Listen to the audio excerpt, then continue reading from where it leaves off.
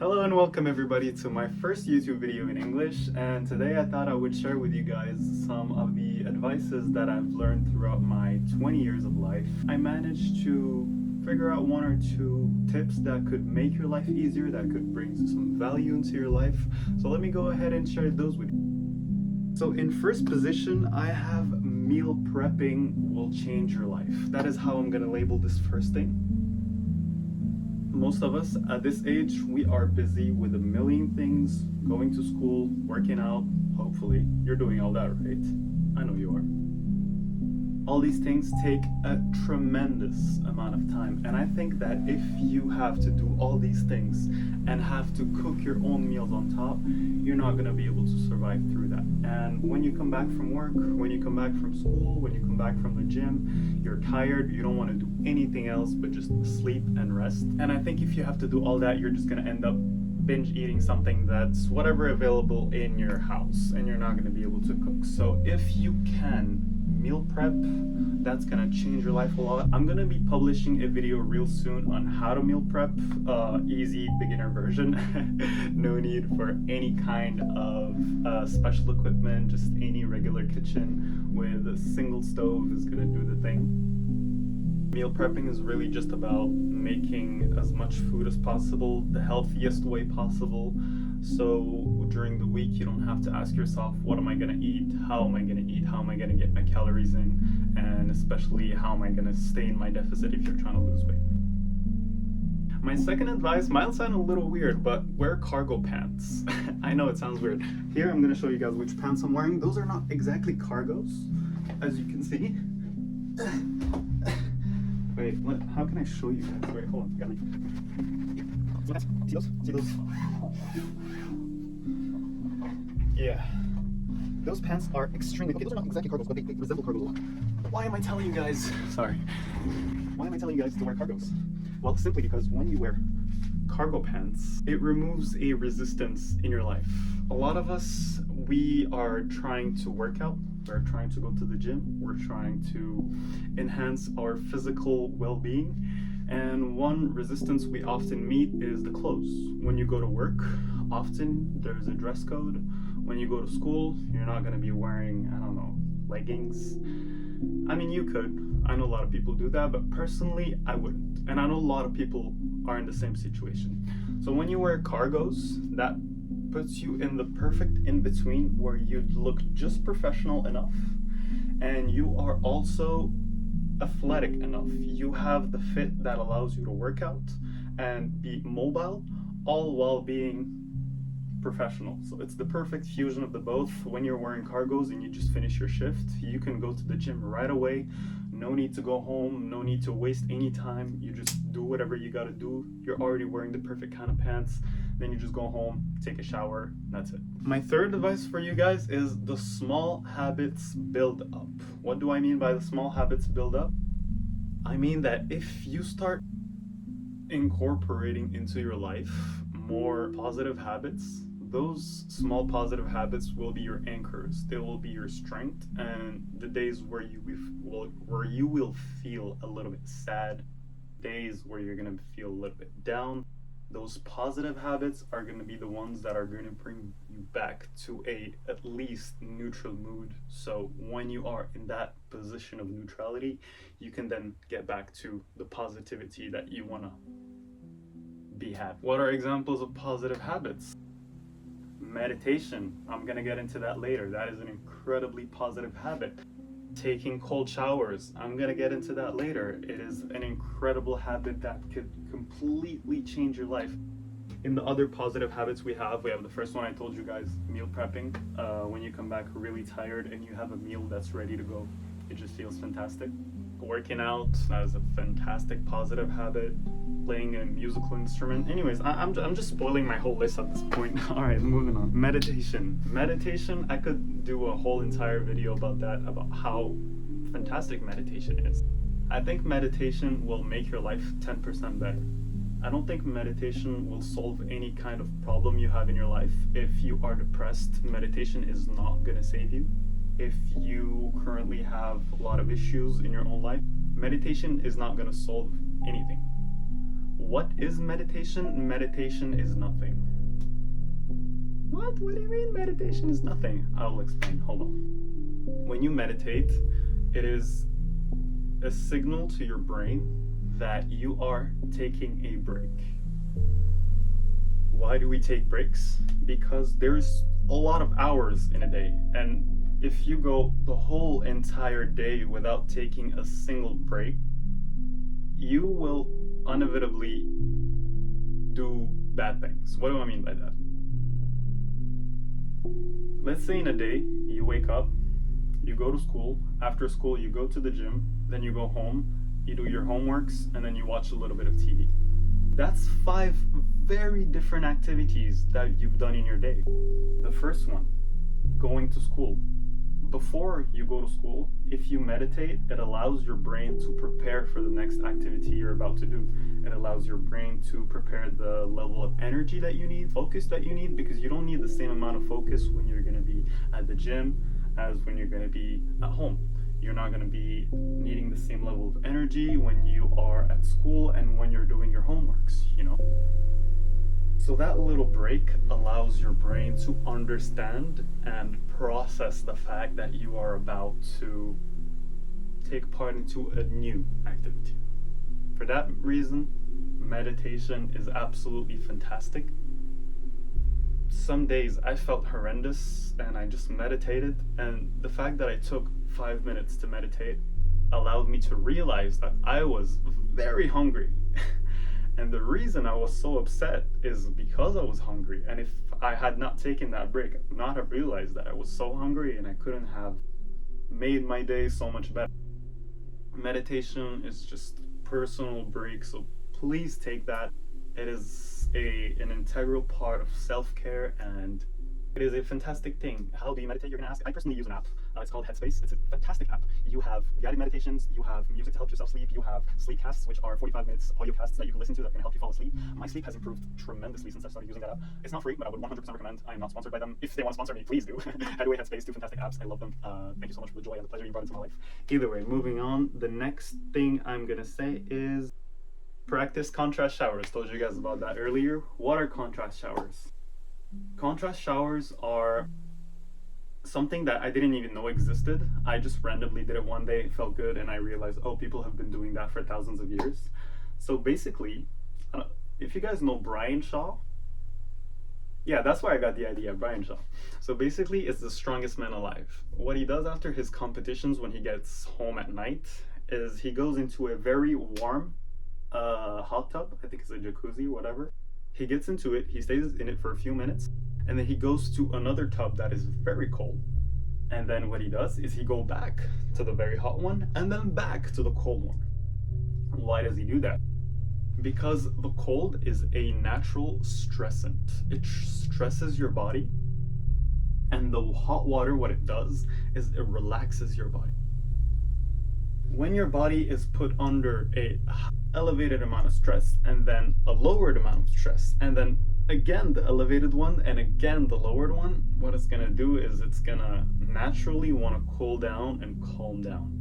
And when your body is calm but at the same time feels that it has control over itself, it feels immense amount of joy, dopamine, all kinds of positive chemicals that just flows through your body. And I think if I wasn't taking those contrast showers, there's a lot of days where I would have just exploded. But anyways, contrast showers, definitely you guys should give it a try. How you proceed: you get into your shower, you put a temperature that you're comfortable with, something warm, something that's nice. You know, you shower, you put shampoo, wash yourself a little bit. What you're gonna do is you're just gonna take your water, you're gonna put it into cold, and now that's gonna be the hard part. You're gonna have to survive for like 1 minute. That's what I do. I always aim to stay at least 1 minute under the cold water. And I wouldn't recommend you go straight to the coldest setting. I think you should go to near the coldest, but not exactly the coldest, because then we don't want to get into extremes. The goal here is just to achieve life balance. So, little cold. It's cold. Oof, breathe in, breathe out, breathe out. And I like to wash my hair off while I have the cold, so it gives me something to do at least while I'm being tortured. But then once you finish that minute of torture, what you do is then you turn it back to the warm. When you turn it back to the warm,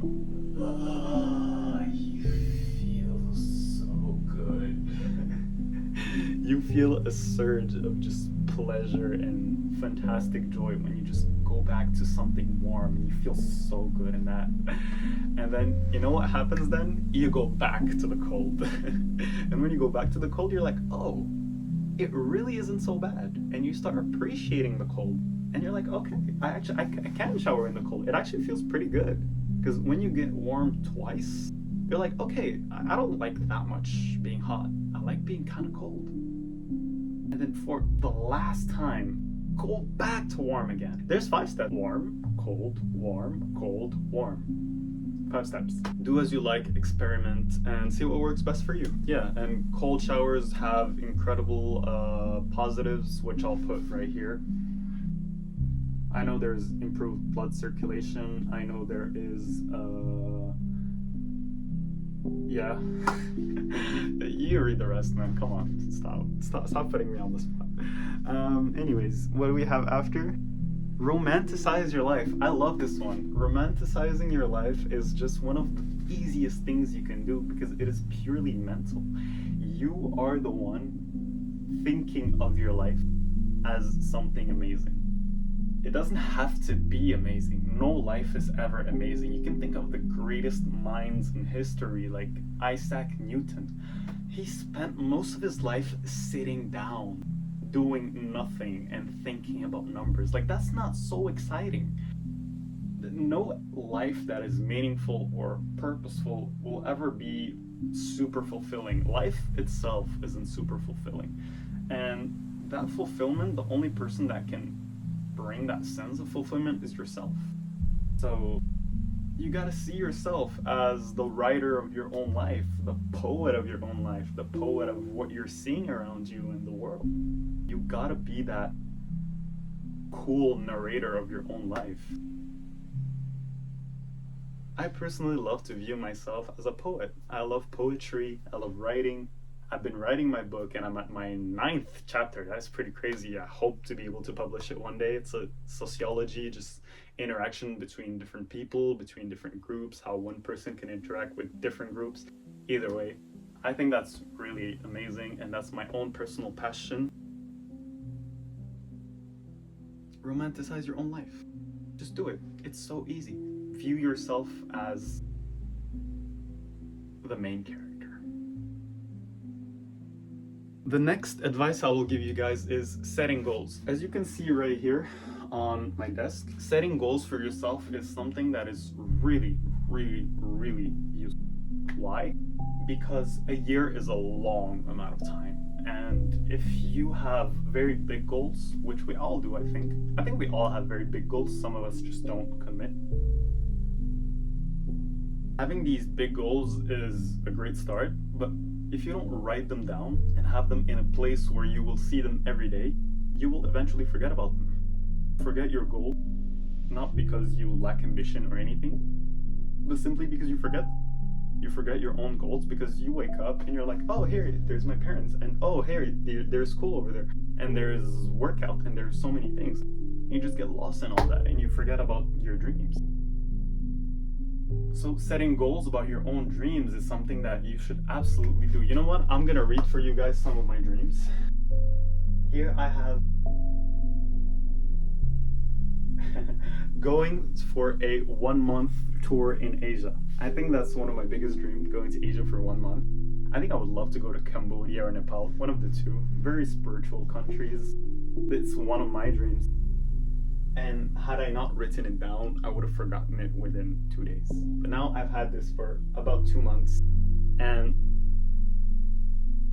I've opened a saving accounts just for the sole purpose. But I did that after 1 month of writing it down. Had I not written it down, I would have forgot about it. Another dream. Let me see something else. Play the song July from Noah Cyrus. It is a fantastic song that I've been learning to play on the guitar, and it is so cool. If I hadn't written it down, I would have forgot about it so quickly. Just write down your dreams. Anything. Just something that sounds cool and fun to you. Write it down. Moving on. The last, but not the least, that I wrote is my last advice for the youth, for the people, for the generations that are coming, that are seeing my art and my work. play an instrument. Why? Because it makes life that much better. When you are tormented with your own thoughts, which we all are, especially at night, aren't you? Yeah, right? We're all tormented with our thoughts at night.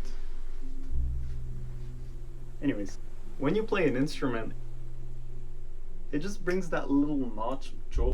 When you play music, you think in movement, you think in rhythm, you think in other languages. I think music is another language. And if you learn to play that language, it is not only more beautiful, but it's also more creative. Music is universal. Whether you speak a language or not, you always understand music. When you hear a sad song, you feel the sad. When you play a happy song, you feel the happy. It's in our brains, like our brains are able to discern these feelings that the music is able to portray. And I think if you're able to play an instrument, me personally, I've chosen the piano, which I think is amazing. I've gotten super good at piano over the last few months. Okay, super good.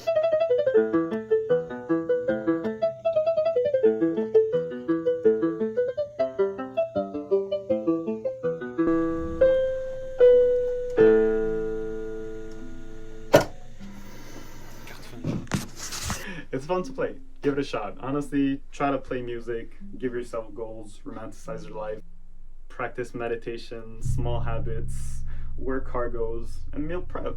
You should be pretty good, honestly. Try those out. If you guys have any question for me, if you guys have an idea of the next video I can do, I'm very open to suggestions. I hope you guys like this video. For me, it is a real pleasure to record those. I've always wanted to make YouTube videos, and it is honestly part of my goals of 2025.